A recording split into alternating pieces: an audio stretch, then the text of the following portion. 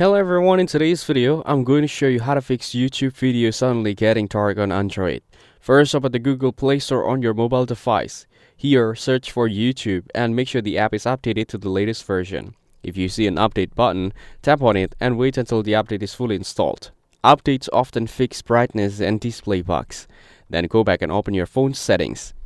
Now, scroll down and tap on Apps or App Management depending on your device. Here, search for YouTube and tap on it to open the app info page. Now, tap on Storage.